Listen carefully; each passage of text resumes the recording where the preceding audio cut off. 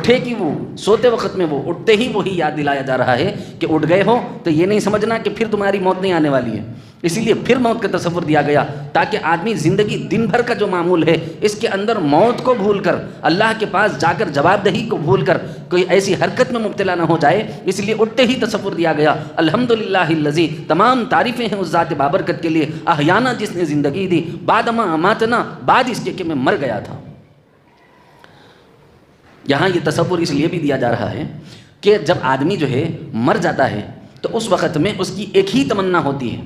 ہر مرے ہوئے مردے کو اگر حیات دے دی جائے اور اس سے پوچھا جائے، اگر ہر مرے ہوئے مردے کی ایک خواہش پوری کرنے کا اللہ اگر موقع عنایت فرمائے تو ہر مردہ یہی کہے گا. آدم علیہ السلام سے لے کر قیامت تک کے آنے والے تمام انسان جتنے مر چکے ہیں، جتنے مر گئے ہیں، مریں گے قیامت تک، سب کو اگر اللہ کہیں کہ میں ایک موقع دینا چاہتا ہوں، بتاؤ تمہیں کیا موقع دوں، سارے مردے ایک ہی بات کہیں گے، اللہ جی ہم کو ایک بار زندگی دے دیجیے تاکہ ہم توبہ طائب ہو کر آپ کے پاس آ جائیں. اسی لیے یہاں پر جو ہے دعا جب سو کر کے اٹھ رہا ہے تو اس میں اللہ کی تعریف کرنے کی کیا بات ہے؟ تعریف کرنے کی بات اس وجہ سے ہے کیونکہ اللہ نے ایک اور موقع عنایت فرمایا ہے. آنکھ بند ہوتی ادھر کا ادھر ہی نکل جاتے تو کیا ہوتا تھا؟ اللہ نے دوبارہ آنکھیں کھولنے کا، دوبارہ اعضاء و جوارح میں حرکت کرنے کا، دوبارہ دن بھر گزارنے کا موقع اللہ نے عنایت فرمایا. الحمدللہ الذی، تمام تعریفیں اس ذات بابرکت کے لیے ہیں جس نے زندگی دی بعد اس کے کہ میں مر گیا تھا. اللہ اکبر کبیرہ.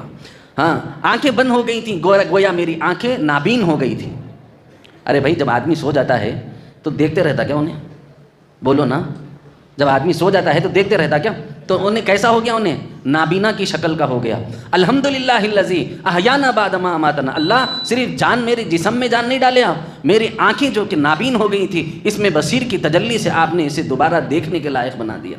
سو گئے تھے، کان کام کرنا بند کر چکے تھے، آپ کے کانوں کو آواز سجائی نہیں دیتی تھی. آپ سو رہے ہیں، بازو والا بات کر رہا ہے، آپ کو خبر نہیں کہ کون کیا بات کر رہا ہے. جب بیدار ہو گئے تو آپ اللہ کا شکر اس بات پر ادا کر رہے ہیں الحمدللہ الذی احیانا بعد ما اماتنا. اللہ آپ نے زندگی دی بعد اس کے کہ میں مر گیا تھا، گویا میرے کان کام کرنا بند کر چکے تھے، آپ نے اس میں سمیع کی تجلی ڈالی، یہ سننا شروع کر دیا.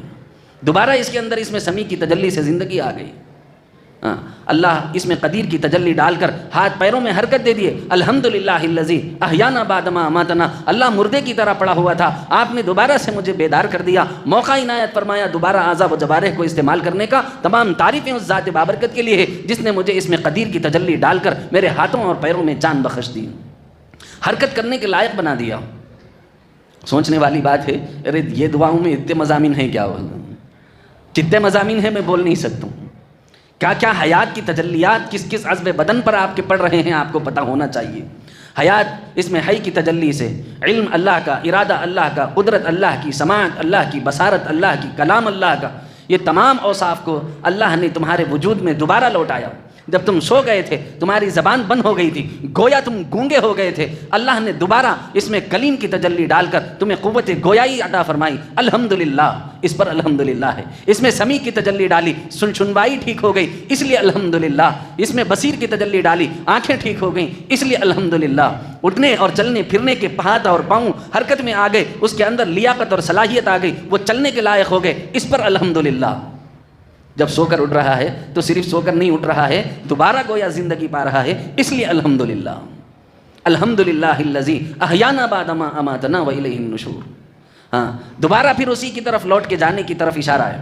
آپ سوچیں، الحمدللہ الذی احیانا بعد ما اماتنا، تمام تعریفیں اس ذات بابرکت کے لیے ہے جس نے زندگی دی بعد اس کے کہ میں مر گیا تھا. اس کے بعد فرمایا والیہ النشور، بھولنا نہیں، پھر دوبارہ اسی کے پاس جانا ہے. صبح اٹھتے ہی یہ استحضار دیا جا رہا ہے، آنکھ کھلتے ہی تمہیں یہ تصور دیا جا رہا ہے کہ اس کے پاس جانے کو بھولنا نہیں. وَإِلَيْهِ النُّشُورُ، اس کی طرف لوٹنا ہے، اس کی طرف لوٹنا ہے، یہ تصور دیا جا رہا ہے. آپ سوچیں ذرا کہ جس کا سونا اور جاگنا اس قدر عبادتوں کی فکروں کے ساتھ بھرا ہوا ہو، اس کے سونے کو عبادت نہیں تو کیا بولیں گے پھر؟ جس کا سونا اتنے تصورات سے، اتنے مراقبوں سے، اتنے تخیلات سے بھرا ہوا ہو، تو پھر ایسے کا سونا عبادت نہیں ہے تو کیا ہے مجھے بتائیے. اسی لیے کہا گیا عالم کا سونا عبادت ہے. عالم کا سونا عبادت اس لیے کہا گیا کیونکہ پہلے کے عالم عارف باللہ ہوتے تھے. پہلے کے عالم کیا ہوتے تھے؟ عارف باللہ ہوتے تھے. ارے بھائی عشاء کے بعد کر لو، بولو یار پروگرام چل رہا ہے وہاں پر آواز کر رہے ہیں، پروگرام کے عشاء کی اذان کے بعد کر لو بابا، چلو بیٹھو۔ تصور، یہاں پر بات غور کریں میری، پہلے کہ یہ جملہ اس لیے کہا گیا تھا کیونکہ بزرگان دین کے پاس پہلے کیا ہوتا تھا، سند فضیلت کے ساتھ سند مشیخیت بھی دی جاتی تھی۔ سند فضیلت یعنی عالم کورس کی سند کے ساتھ میں جو ہے مشیخیت یعنی ان کو اجازت خلافت بھی ان کو دی جا رہی ہے بول کے دے دیتے۔ پہلے کا عالم جو ہے تربیت یافتہ ہوتا تھا، اہل اللہ کی صحبت یافتہ ہوتا تھا، اس وجہ سے کہا گیا عالم کا سونا بھی عبادت ہے۔ اب یہ بے تصور کے عالم ہیں، خالی خولی عالم ہیں، جیسے صبح دعا پڑھ رہے ہیں یہ بھی پڑھ رہا ہے، جیسے صبح سو رہے ہیں یہ بھی سو رہا ہے، جیسے صبح کھا رہے ہیں یہ بھی کھا رہا ہے، تو پھر ایسے عالم کی بات نہیں ہے، وہ عبادت کے تصور کے ساتھ جو سو رہا ہے اس کے لیے وہ بات ہے، ان استحضارات کے ساتھ جو سو رہا ہے اس کے لیے وہ بات ہے۔ گاڑیاں ایک ایک نکالنے کے لیے صاف کرنا ہے، تھوڑا گاڑیاں جس کے ہے جو ہے ایک ایک ساتھی اٹھ کر کے جو ہے وہاں سے ہٹا لیں اپنی ایک ایک گاڑی، ایک ایک ساتھی جائیں اور اپنی گاڑیوں کو تھوڑا اندر دبا کر کے آ جائیں۔ عزیزو بات سمجھو، یہاں پر مسئلہ کیا ہے کہ سو رہا ہے تو سوتے وقت میں موت کا تصور، اور جاگ رہا ہے تو جاگنے کے بعد پھر زندگی، پھر موت کا تصور، پھر اس کی طرف لوٹ کے جانے کا تصور یہ دیا گیا ہے۔ اسی تصور کو مراقبہ علمی کہتے ہیں۔ کیا کہتے ہیں بولو؟ مراقبہ علمی، علمی مراقبہ کہتے ہیں اس کو کیا کہتے ہیں؟ اردو میں بولے تو علمی مراقبہ بولتے ہیں اس کو، فارسی میں بولے تو مراقبہ علمی، یعنی علمی مراقبہ، سوچ اور علم صحیح مل جانا اور اس کے ذریعے سے مراقبہ کرنا، مراقبہ علمی کہتے ہیں اس کو۔ جب یہ اپنے اندرون میں کیا جاتا ہے تو اس کو انفسی مراقبہ کہتے ہیں، جب آفاق میں کیا جاتا ہے تو اس کو آفاقی مراقبہ کہتے ہیں۔ بات سمجھ آ گئی؟ اب یہ ہو گیا۔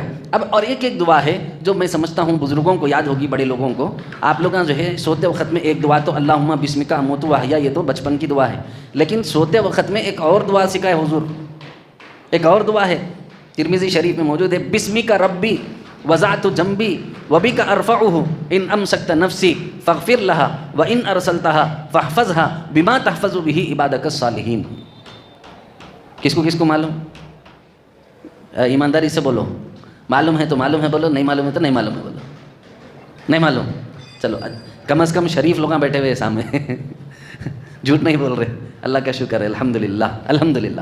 حضرت امام شافعی رحمۃ اللہ علیہ نے کہا لا علم لنا، خود آدھا علم ہے، کیا بولنا؟ لا علم لنا، میرے پاس علم نہیں ہے، اس کا بولنا خود آدھے عالم ہونے کی دلیل ہے۔ ہاں، فرشتے جو ہے اللہ کے سامنے بولے تھے سبحانک لا علم لنا، اے اللہ آپ کی ذات پاک ہے، ہمارے پاس کوئی علم نہیں ہے، علم تو آپ کے پاس ہے۔ تو فرشتوں کی صفت ہے آپ لوگوں کے اندر، ماشاءاللہ، اللہ آپ لوگوں کو فرشتہ بنا۔